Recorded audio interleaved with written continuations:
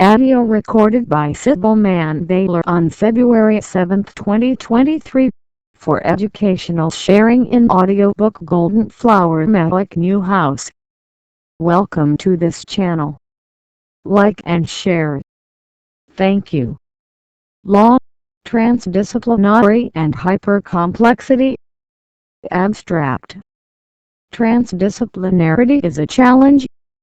Science removed emotion from knowledge, isolated man from life, and created closed systems devoid of ethics.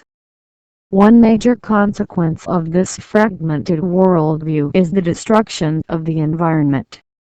Someone who deals with the law faces human trauma, and increasingly has to give answers to extremely complex issues for which there is, for the most part, no safe answers. This article brings considerations about scientific bias in transdisciplinarity, and concludes by providing some perspectives from Conscientiology, specifically the consciential paradigm and the disbelief principle, which are seen to assist when considering the paradigmatic crisis raised here. Keywords: law, transdisciplinarity, politics, paradigm shift. The realization that emotion and consciousness are not the same thing shows that we don't have to be forcibly controlled by emotion. Before each of our actions, there must be a space to evaluate the alternatives and choose freely the best way to act. It is evident that until we learn to discipline our minds, it will be difficult for us to exercise this freedom.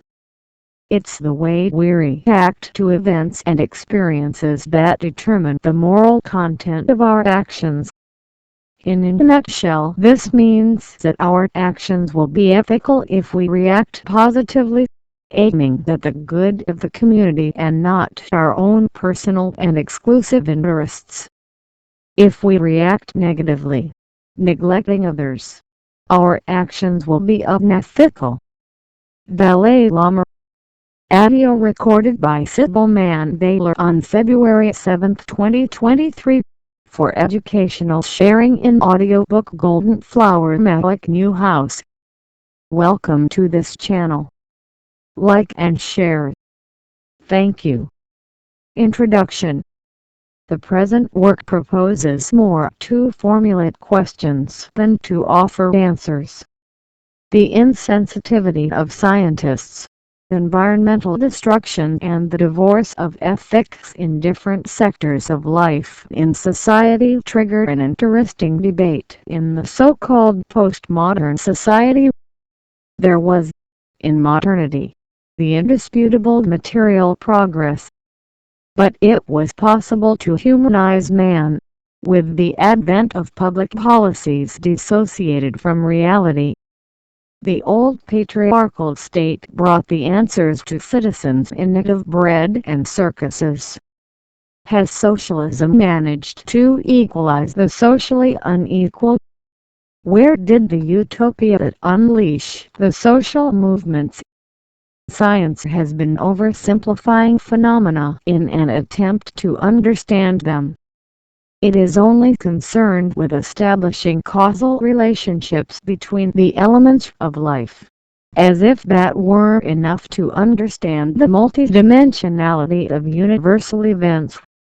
That's why that scientists continue to desperately investigate vaccines for the thousands of diseases cataloged, or drugs for overcoming diseases produced by antibiotic technology. Politics has been restricted to the empty theatricality of empty promises. And, well, the political act concerns freedom, education, health, in short, issues most important that affect human beings, and for which measures come appearing harmless. The patriarchal structure of power, based on the domain of classes, offers what is requested by the hungry people in each electoral process.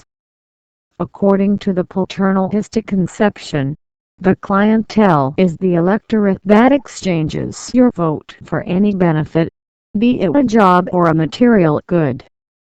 As long as the current power structure is maintained, nowhere will be achieved. Both on the right and on the left, clientelist practice is diagnosed. Because whoever does not follow it cannot be elected. Where, after all, does the problem lie? In the patriarchal system, which pursues since antiquity and which, due to excessive rationality, is based on the violence of control and imposition of interests of economic groups.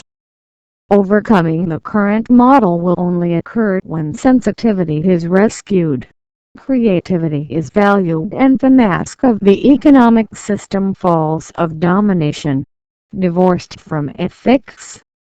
The crisis is one of perception, says Capra 1996. Man has no commitment to the life of the planet.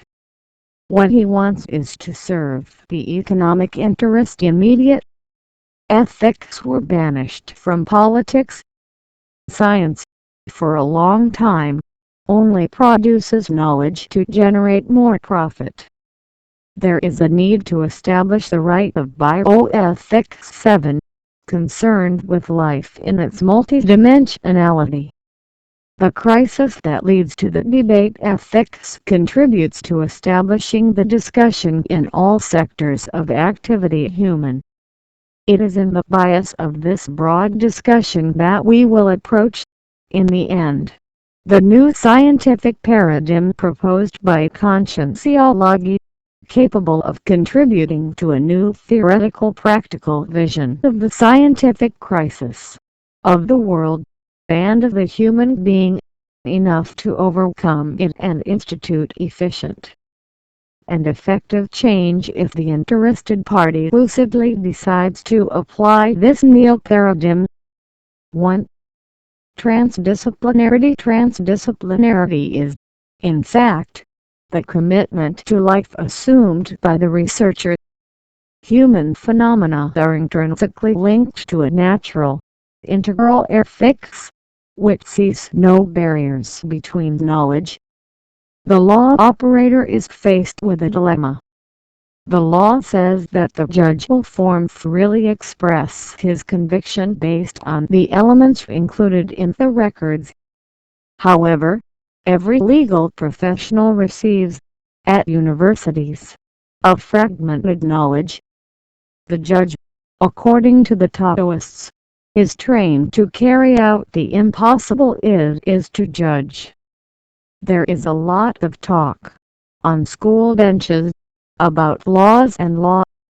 Effective justice is forgotten, which is that which means truth, which generates peace, and that requires courage. Vieira, 2009, page 226. Prepare the professional war to overcome the adversary, making use, if necessary, of 1,001 tricks. In this context, the judge becomes a theoretical executioner, a punisher, legalized a police officer. Vieira, 2009, page 225.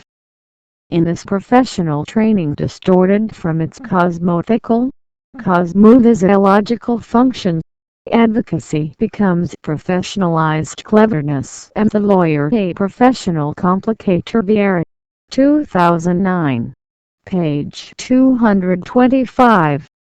The process has become an instrument to deceive, formalize injustices, and consolidate controls on issues that are considered crucial for maintaining the status quo. Very little is about peace and conciliation. Have only recently emerged laws that encourage agreement, especially in the criminal area. The law suggests that the operator has a multicultural education. However, in reality, what happens it is the mere transmission of dogmas.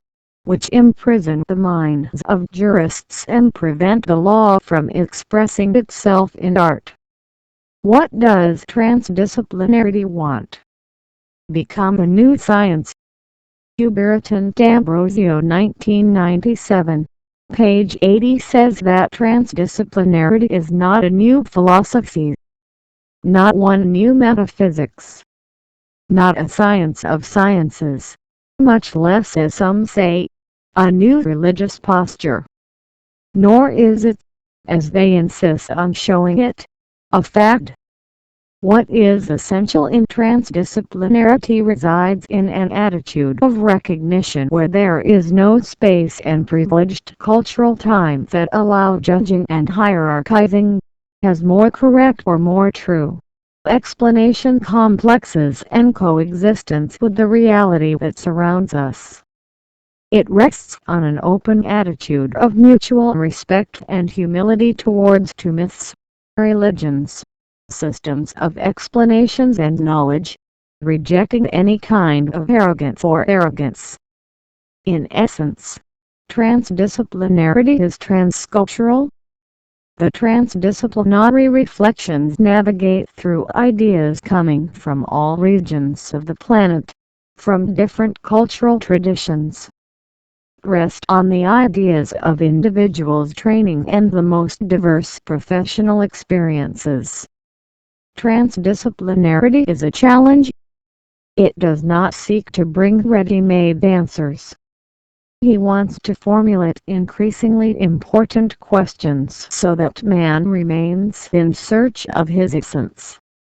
Finally, so that he can free himself from the ties of classicist historicity and the simplifying science of the richness of life. Transdisciplinarity allows one to dream, to open new paths, to establish a link between religion, art and science, in short, to break with muzzling legal dogmatism. After all dogmatism manipulates and expresses ignorance. Vieira, 2009, page 169. 2. Why the drama man, from the first moment, thought of solving his problems with magic formulas. Technology has facilitated existence and also brought serious problems and deep reflections. Even today, we live the drama of hunger. Some throw food away. Food is refined and sold in fast food outlets. Fibers and precious elements are given to animals because they are judged to be useless for men and essential for the elaboration of rations. And people have to go to the pharmacy to get them, in the form of vitamin pills, proteins and mineral salts. Much of humanity is hungry for food. The production of grain in Brazil is for export. The meat we produce, at a cost very high ethical and environmental, serves to feed Americans and Europeans. The majority cries out for freedom, suffers from the lack of justice. The most drastic hunger is for justice, freedom and, essentially, for life.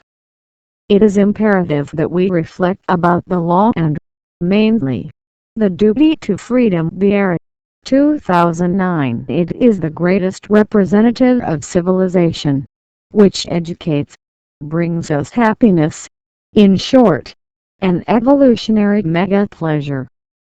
The artificialization of human beings is another factor that contributes to the worsening of the crisis.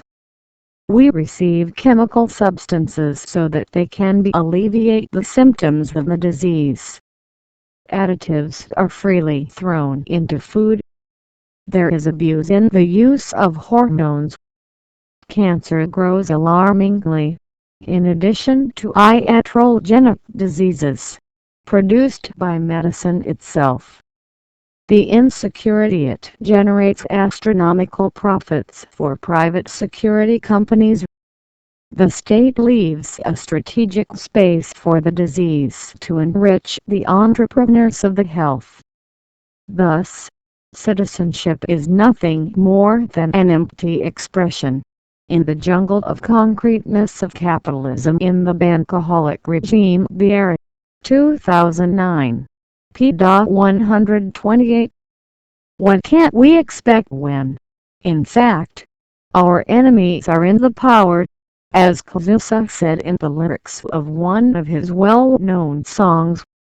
Furthermore, people feel more and more alone, closed in on themselves. In short, unhappy in their traumas and pain, along with every promise of happiness at a low cost.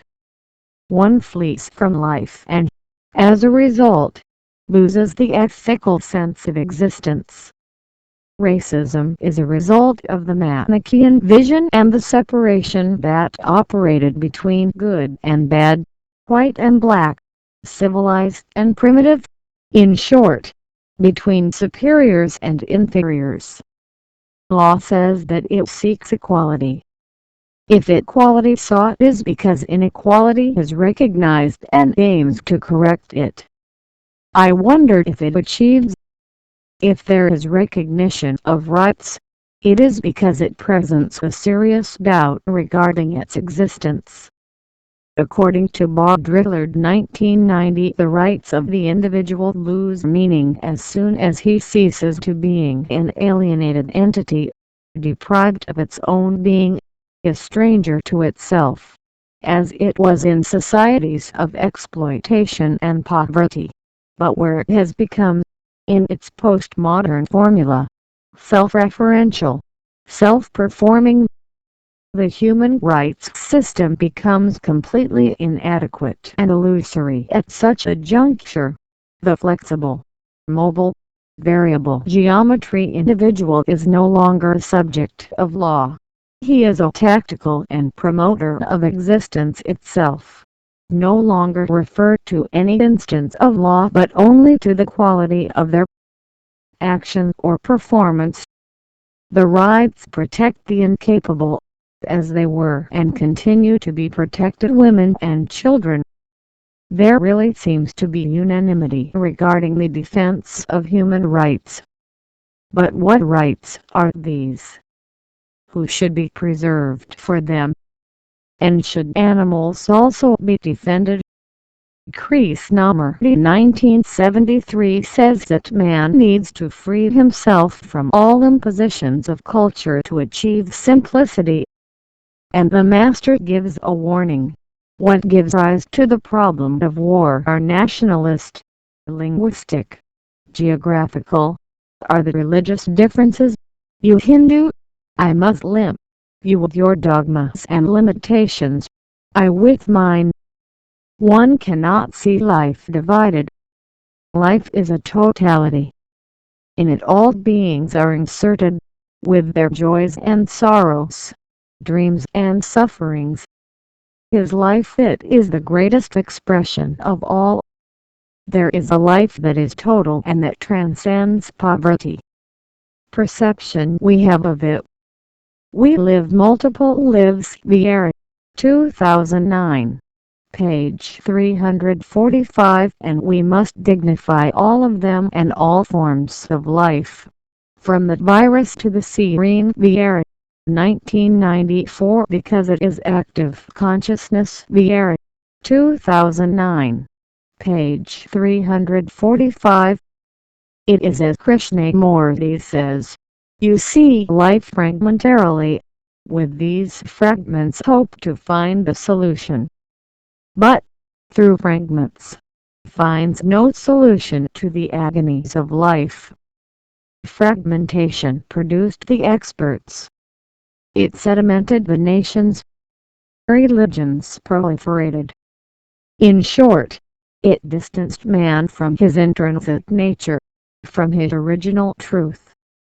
We've always been one, and we will continue to be. According to Conscientiology, the era 2009, the entire consciousness is the conscience, our legitimate reality, the truth, multidimensional and multi-existential. This is our intrinsic nature. The interphysical man, The constant is fleeting, ephemeral. Man attempted chaos, or rather had a role of accelerating it, because he is still on the other side of order, the muzzle of dreams and the prison of life. What human beings have done is to forget life. He is drunk by desire. Drugs are the values of the capitalist system. Transdisciplinarity, with its vision of integrity, before bringing answers, poses a challenge, and it wants to question all knowledge before simply denying it.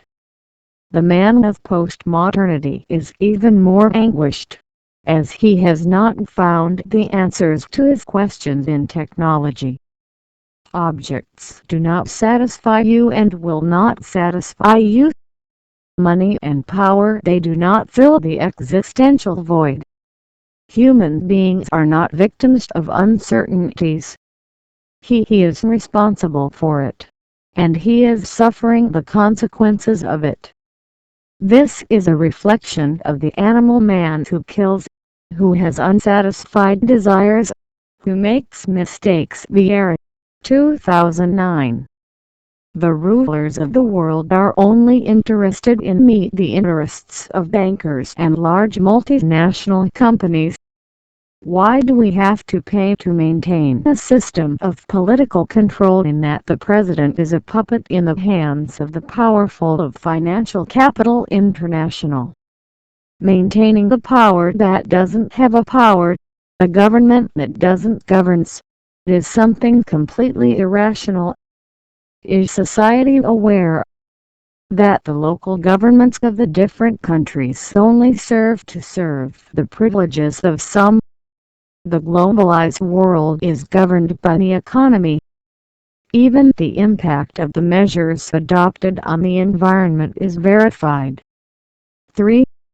The biologization of life. The human sciences lost ground to biology. Everything has been biologized. Genetics has an explanation for everything. What is perceived in each moment history is that we have a science that wants to explain everything. At every moment history, especially after the advent of modernity, we find a science that wants to have supremacy. In ancient societies there was a science, although anthropologists regard religion as the science of the ancients. With the advent of method, and especially with the rise of mechanical physics, science would necessarily have the ability to explain its conclusions. Until the emergence of the exact sciences there were a series of restrictions on the existence of a social science.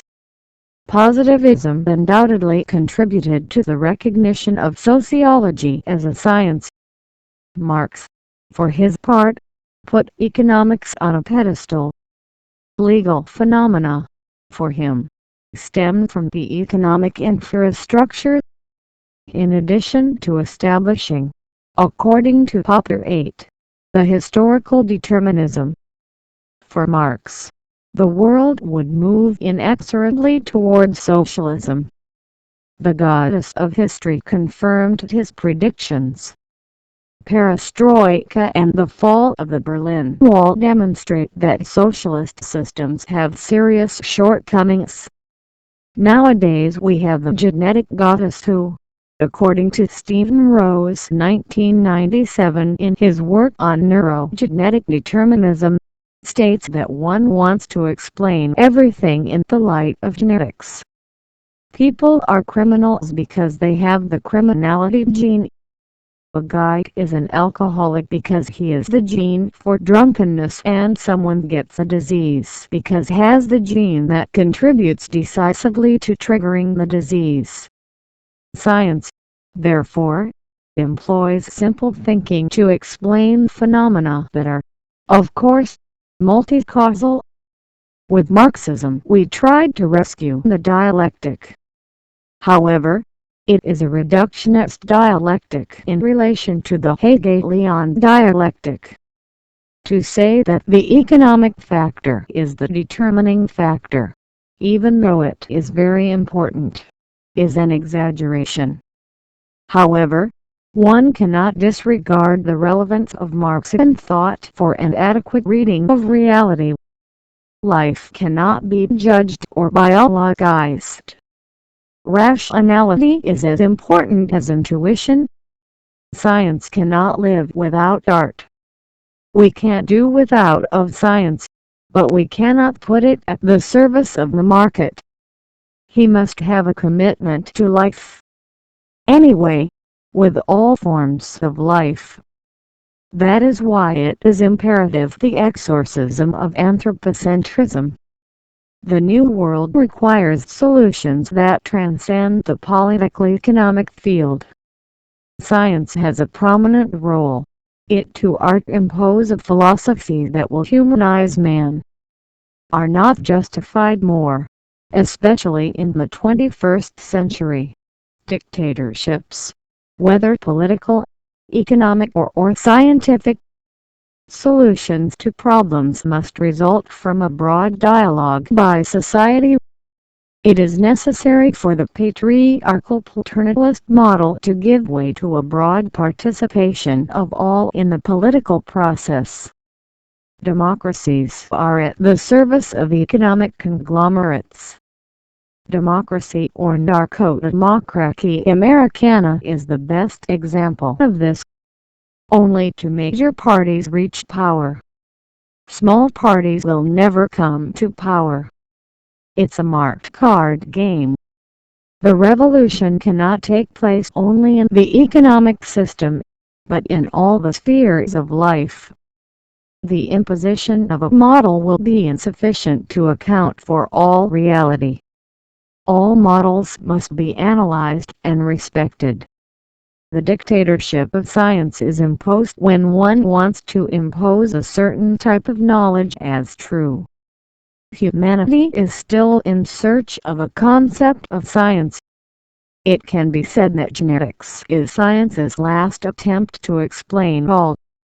What is more serious is that any attempt to impose a dictatorship on science enjoys the support of the media, moved by economic power. Marxists already they wanted to highlight the economic aspect of life, explaining everything from an economic point of view. With the advent of Freud's thought, it was desired to psychoanalyze knowledge. Medicine wanted, in turn, to pathologize life, as did criminal law, criminalizing conduct that it considers offensive to the interests of groups holders of power. However, what was seen in the repressive system was the criminalization of the poor sectors of society. There is, in fact, no science that overlap the other. All contribute to the progress of humanity. And not we can put common sense aside and not waste the experience, as once Boventura 2000. And one cannot, at any moment, fail to highlight aesthetics and recognize the indispensable role of ethics for today's society and for future generations. American biologist James Watson, in an interview given to Vija magazine, states that there should be no restriction on research with genes. He says that in 10 years all crops will be transgenic. 9 The discussion is just starting, due to the precautionary principle. If there is no scientific proof that transgenics are harmful to health, there is also no evidence that are beneficial to humans. However, some previous studies carried out in the USA attest to allergic results from transgenic products, in addition to an evident negative action on the immune system. In a few years we will have the idea of what transgenics represent for the health of people and the environment. And it might be too late. After all, when does life begin? What is meant by death? Was brain death a construction of science to make transplants feasible? A new science must pay attention to human freedom. Bioethical principles must always be adhered to. Dictatorship can no longer be tolerated of science. The imposition of treatments by physicians. The patient has the right to die if he does not want to undergo any treatment. The patient, if he wants to, he can undergo alternative treatment. The paternalistic view of the doctor is not consistent with the information society of the third millennium. But none of this still accounts for the complexity. By conscientiology, bioethics still does not reach the cosmovision. Below we list some counterpoints between bioethics and cosmoethics. Bioethics 1. Global, concerned with the fate of humanity. 2.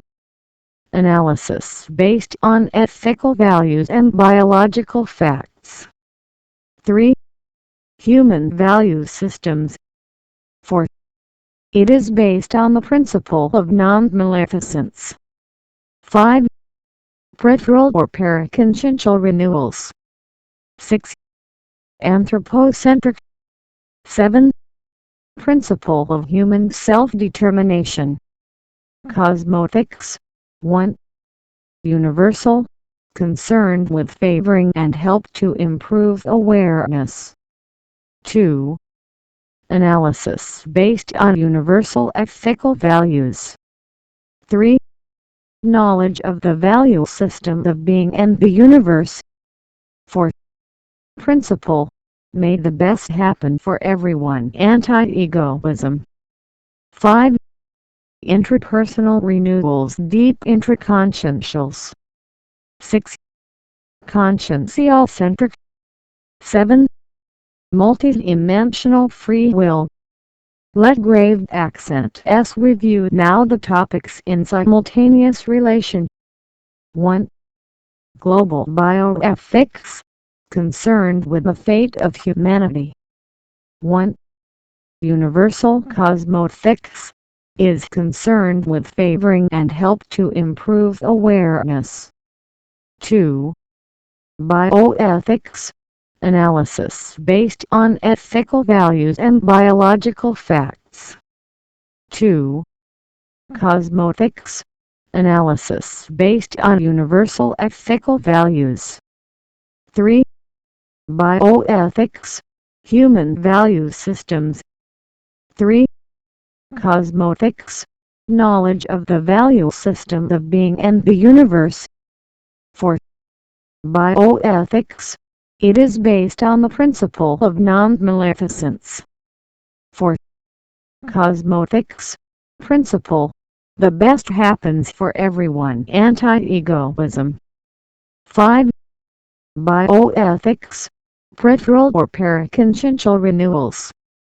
5. Cosmoethics, interpersonal renewals, deep intraconscientials. 6. Bioethics, anthropocentric. 6. Cosmoethics, consciential-centric. 7.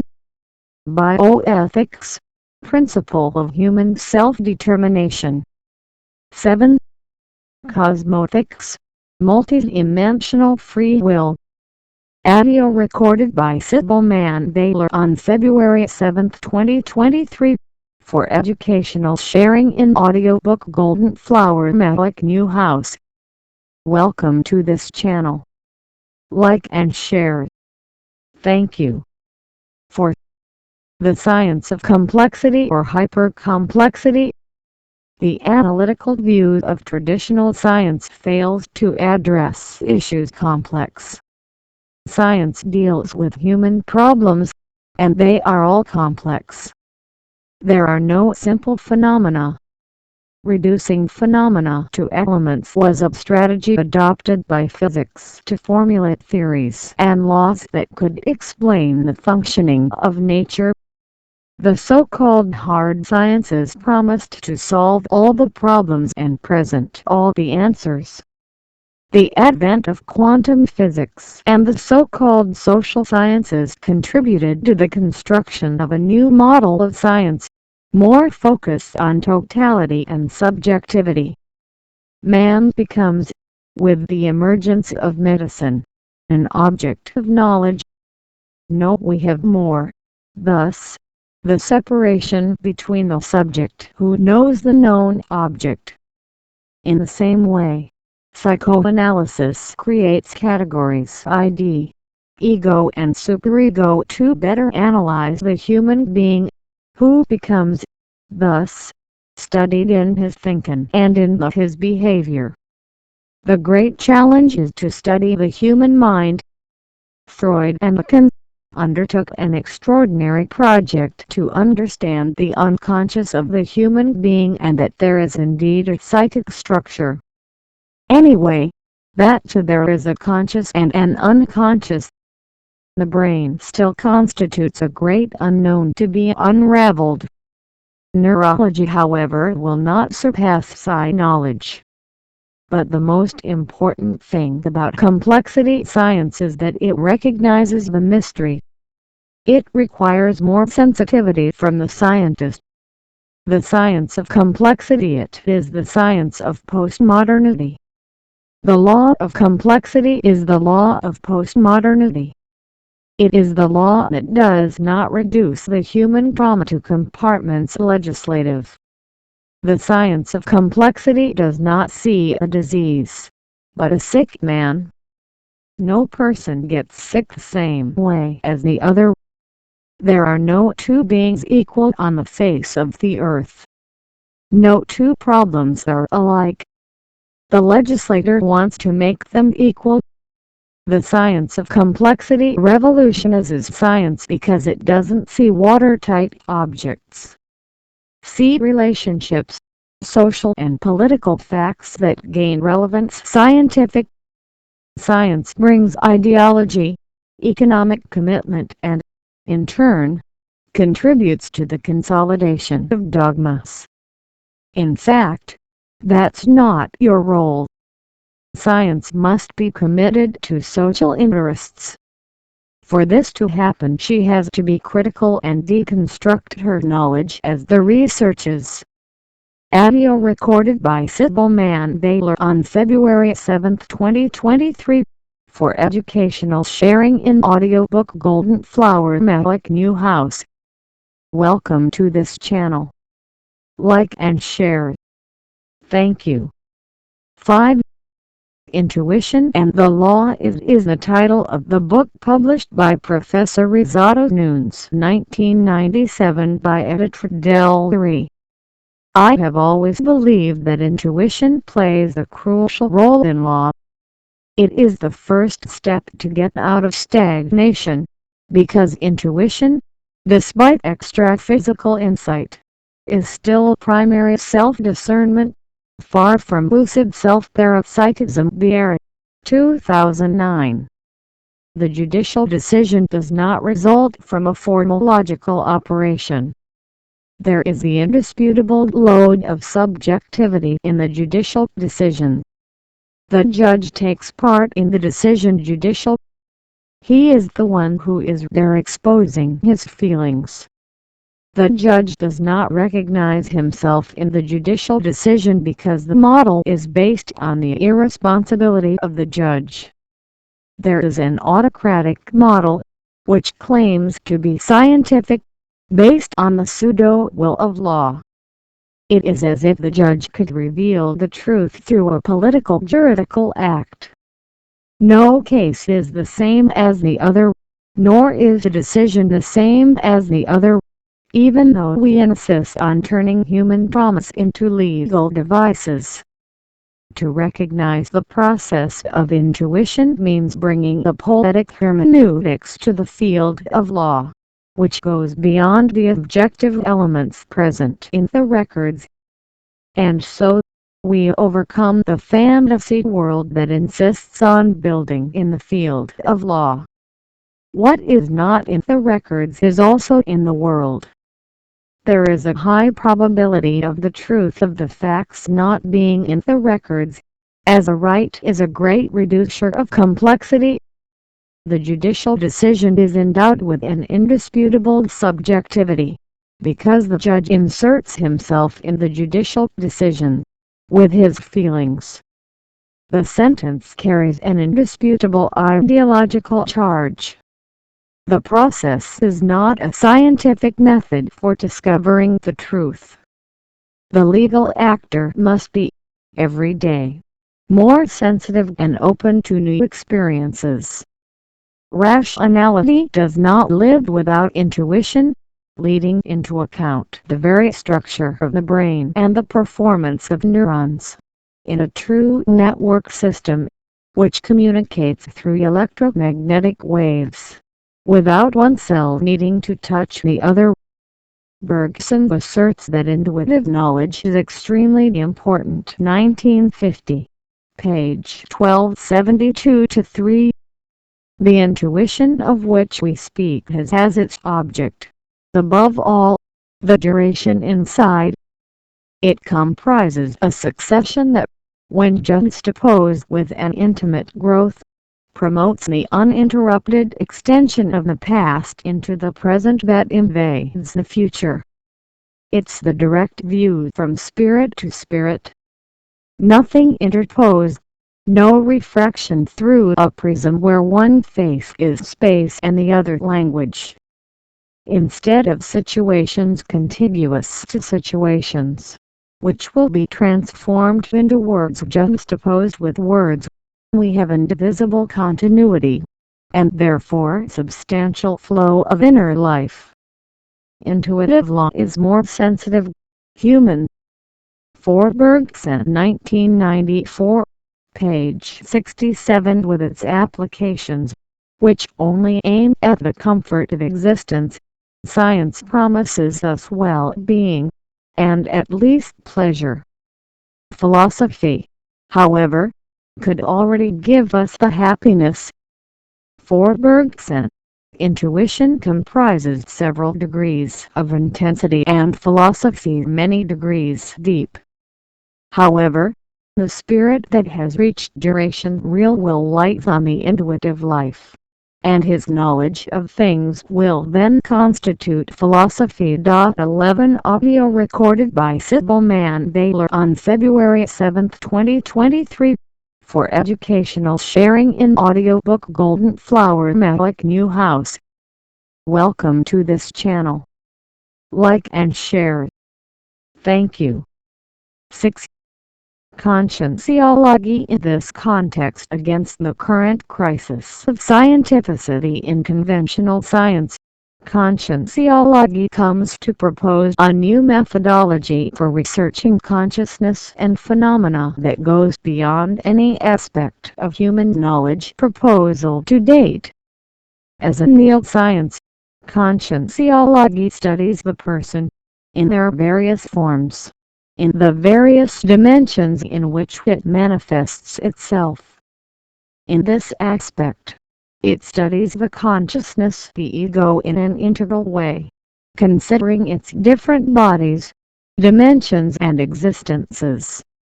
It does not compartmentalize its object of study and does not consider being as the physical body or byproduct of the human brain.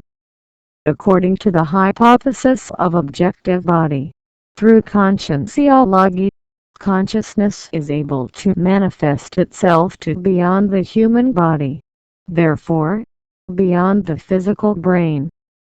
This fact can be verified through conscious projection. Aiming to be able to study the ego outside the conventional, Newtonian Cartesian paradigm, Conscientiology established a new study model, the consciential paradigm, capable of allowing the scientific study of the being in a comprehensive and comprehensive. According to this paradigm, any person and any fact related to the consciential manifestation can be studied according to the following pillars: self-research, There is no separation between object of study and subject. Researcher and object of research are inseparable states of manifestation. Intraphysical, ordinary physical. Wakefulness, extraphysical state of extraphysical consciousness. After discarding the body, physicists and designed holosoma, consciousness has four vehicles of manifestation. Multi-conscientiality. Consciousness has had several existences and will have more. Basis of manifestation of consciousness is the those. Any being always emits an idea, connected with emotion and impregnated with energy. Principle of disbelief allows the constant evolution of science and scientists' criticality, where all ideas need to be tried and should not be believed. You have to test for yourself.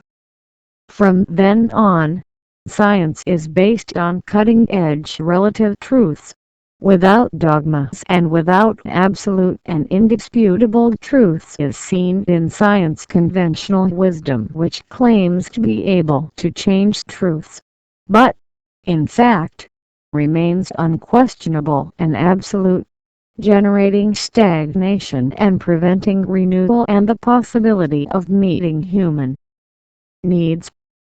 In order to facilitate its study, Conscientiology has more than 70 analysis specialties, with interrelation between all of them different from the unidisciplinary analysis of conventional science, and with 6 logical orders for research. Conscientiology, a multidisciplinary and multidimensional science, requires detailed analysis of their specialties and subspecialties. In this way, it is impossible to have a compartmentalized study of the being. Only then, already overcomes the problem conventional science and other lines of human knowledge. For a more comprehensive analysis of law and the legal phenomenon, Conscientiology has the specialties of cosmophysicology and parallelology that open space for a universe of multidimensional and multi-consciential analysis. The first studies universal ethics, cosmic morality, under the paradigm consciential.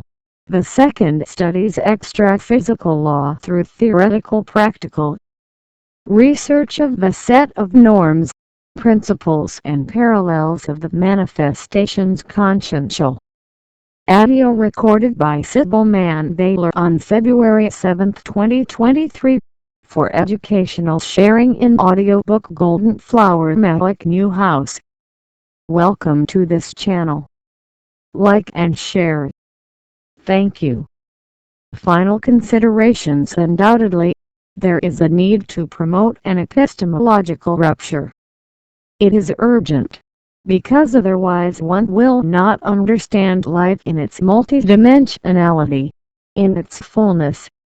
You can no longer just divide to understand. One must necessarily have a global, holistic, ecological vision that allows one to glimpse the connection that exists between all the phenomena of life. The disciplines were established so that there could be mastery over certain areas of knowledge. Methods were considered, especially since Bacon and Descartes, as safe havens, or as pre-established paths so that definitive results could be known. Arrive, finally, at the truths of nature. Learning to understand was the rule. However, the methods had the power to simplify the phenomena of life. You cannot separate life from death, simplicity from complexity. All the effort made by science to simplify the complex was in vain. There is a crisis of methods and, at the same time, the rediscovery of the essence of life. Is the life we look at true, or the science shown to us by traditional methods? Or are we facing stars that shed their light for millions of light years and are no longer there? How to safely separate illusion from reality. Are the stars real in your utopia? Can we trust the senses? What does science know about itself? Does science have aware that he flees life when he removes organs and replaces them? Does she is aware that the war against bacteria and viruses is a titanic struggle and inconsequential against life itself? Does the jailer have a conscience that he imprisons his own life? Does the legislator know that he is imprisoning your own hate? Does the legislator know of the crime he is committing? Is there bad faith or incompetence? Is there naivety or the man intends effectively destroy everything? Where does Homo demens want to go? Why do we continue to punish the poor? All the anger of the state is turned against the already marginalized sectors, to justify the maintenance of the state power that so many privileges provides for a minority of bureaucrats. We need to rediscover the meaning of life, seeking ethically harmonious coexistence among all beings. Or has love lost its meaning? Transdisciplinarity can contribute to overcoming the crisis. Without doubt, comes to humanize man. The creation of an irresponsible scientific model, committed to politics and intrinsically tied to the economy, generated serious problems in all sectors of human life. The fragmentation of knowledge produced devastating effects. Law moved away from ethics, mainly from cosmoethics, and the operator legal system is not aware that it deals with the drama of life in its entirety. There is a living law, which demands conscience from the law professional. There is a right of bioethics and cosmoethics that has to say what life is, what death is, and, above all, listening to people, because they have autonomy of will. It is worth saying, it is a right in which ethics and justice are rescued, but mainly cosmoethics and paralogue. Thank you for your presence and interest in expanding yourself. Audio recorded by Sybil Mann Baylor on February 7, 2023. For educational sharing in audiobook Golden Flower Malik Newhouse. Welcome to this channel. Like and share. Thank you.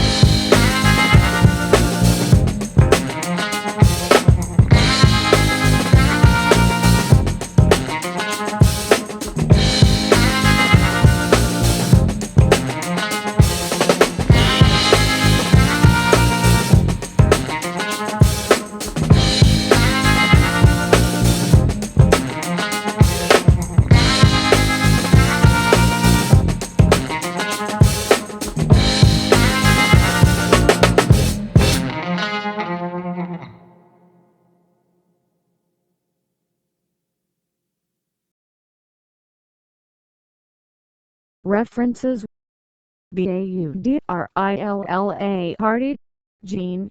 The Transparency of Evil. Essay on Extreme Phenomena. Sao Paulo, Potpitters. 1990. Bergson. Henri. La Pensée et le Mouveur. Paris. Presses Universitaires de France. 1950. Bergson. Henri. Philosophical Intuition. Lisbon. Editions Calibri. 1994. D. Prime Ambrosio. Huberton. Transdisciplinarity. Sao Paulo. Ed. Paulus Athena.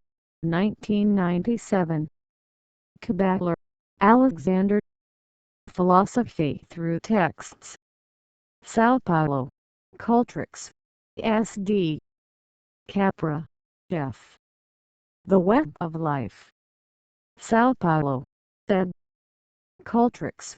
1996. Dalai Lama. An Ethic for the New Millennium. Rio de Janeiro. Sextant. 2000. Fagundez Easy. Paulo Roney Ávila. Law and Holism. Sao Paulo. LTR.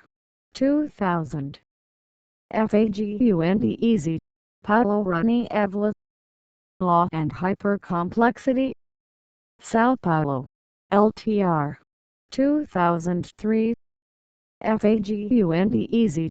Paulo Roney Ávila. Law and Taoism. Sao Paulo. LTR. 2005. Fagundez Easy. Paulo Roney Ávila. The Newton Law. Brasilia. Editora DAOAB. 2006. KRISHNAMURTI. Jibdu. About Conflicts. Sao Paulo. Cultrix. 1999. KRISHNAMURTI. Jibdu. Voyage Across an Unknown Sea. Rio de Janeiro. Editora Trace. 1973. Nunes. Luis Antonio Rizzardo. Intuition and Law. A New Path. S/L. Ed. Del Rey. 1997. Popper, Carl.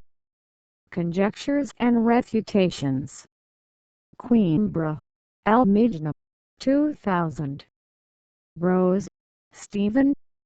The Disturbing Rise of Neurogenetic Determinism. Science Today. River of January. V21. Number 126. Page 18. 1997. Santos, Boaventura de Souza. The Critique of Indolent Reason. Against the Waste of Experience. Sao Paulo. Cortez. 2000. Look. The Radical of Genetics. Vija Magazine. Sao Paulo. Number 1919. Page 11. August 2005. Vieira, Waldo. Handbook of Trivocabular Magazines. Foz do Iguaçu. Edits. 2009. Vieira, Waldo. 700 Conscientiology Experiments. Rio de Janeiro. IIPC. 1994. Paulo Roney Ávila Fagundez is an undergraduate and master's professor at UFSC. Postdoctoral in special rights by the Lusíada Universities of Lisbon and Porto, Portugal. PhD in law from the Federal University of Santa Catarina. Teacher in theory and philosophy of law from UFSC. And education specialist. Attorney of the State of Santa Catarina. Member of the Skepsis Institute of Semiology and Law. Training in psychoanalysis. Author and co-author of several legal works. Adriana Rocha holds a PhD in law. State and Society from UFSC and a master's degree in legal sciences from the UCRJ.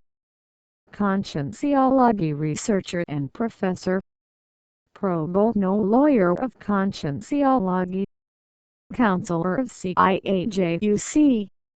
Member of ABETI, Brazilian Law Teaching Association. REDSCG80 Hawk Reviewer, UFSM.